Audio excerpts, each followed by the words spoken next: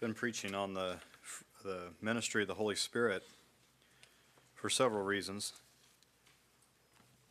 One is because I felt that it's important for each of us to be equipped both to examine ourselves, each one individually, to see whether you be in the faith, and also to be able to try the spirits to see whether they are of God. And both of these things are not just good exercises to busy yourself with. They're actually for your survival. To try the spirits that you be not deceived, and to examine yourself that you be not deceived. Well, the Lord has given us the proper tools, and the tools being revelation, tools being the truth, to be able to effectively do these things. So when we examine ourselves, we're not comparing ourselves with what we used to be, because if we did, then it would look like we've come a lot farther than we have. And when we examine ourselves, we're not comparing ourselves with one another, because then we're using a sliding scale, an inaccurate scale. But when we examine ourselves, that we are comparing ourselves with the Lord Himself, and so we can come to a proper conclusion, a good estimation of ourselves. And when you examine yourselves in the light of the Lord, then you will always come up with a humble sum. You always will.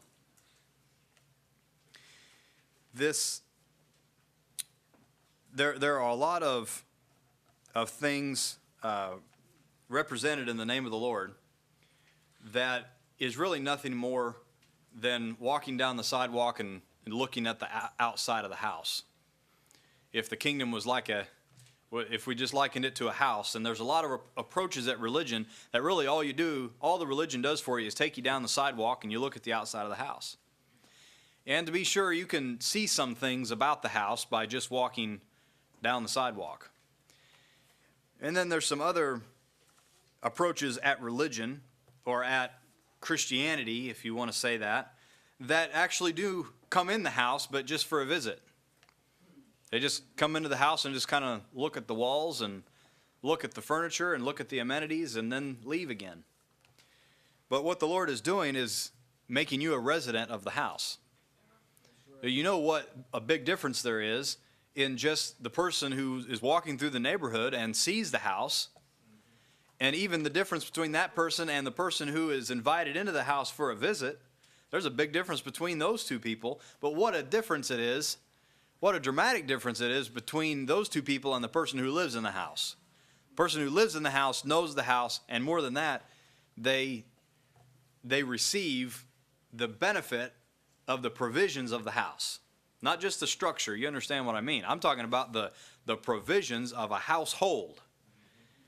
Well, when we approach a text like this in Romans 8:23, it's really just some words if all you do is walk down the sidewalk and look at this house. It's not good enough. It doesn't go far enough to just look at the text.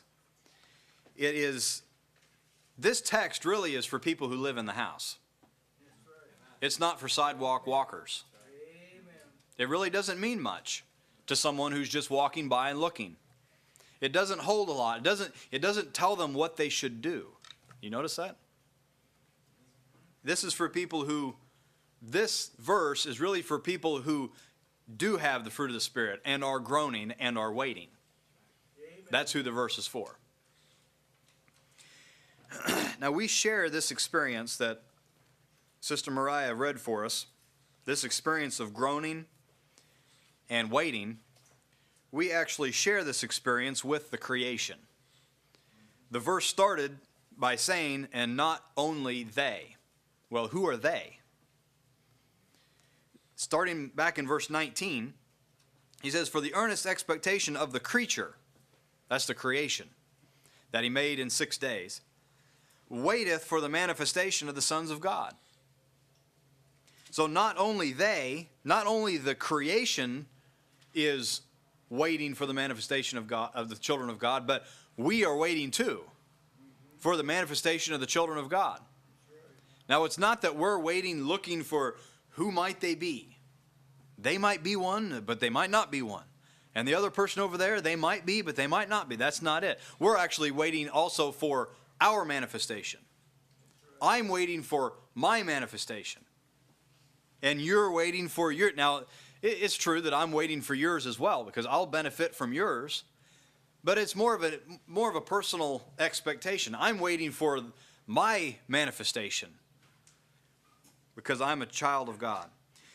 Now, this verse 19, well, I want to go ahead and read 19 down through 22, because those 4 verses expound what Paul's talking about. And it really is a challenging prospect that Paul connects the brute creation, not only the animal kingdom, but the plant kingdom as well. He connects they, to our experience. And I believe that this would have had to have been revealed to us. We never would have come up with this just by looking at the animals and the vegetation and say, just by looking now and say, they're waiting for the manifestation of the children of God. This would not be I don't think this would be possible to come to this conclusion except that the Holy Spirit revealed it to Paul. So continuing through verse 20, for the creature was made subject to vanity, not willingly, but by reason of him who hath subjected the same in hope, because the creature itself also shall be delivered from the bondage of the corruption into the glorious liberty of the children of God. For we know that the whole creation groaneth and travaileth in pain together until now. And then our verse, and not only they, but we do too. So we share a common experience with the creation. Now, going back all the way to Genesis chapter 3, after Adam and Eve took of the fruit, after they hid, and this is at the meeting of the creation. Adam and Eve were there, Satan was there, and God was there. And in verse 17 of Genesis 3, the Lord said, "Cursed be the ground." And that's what Romans 8 is talking about. It was subject to vanity. Because, not of its own will, this is not what it wanted. It didn't ask for this, not of its own will, but because of God's purpose.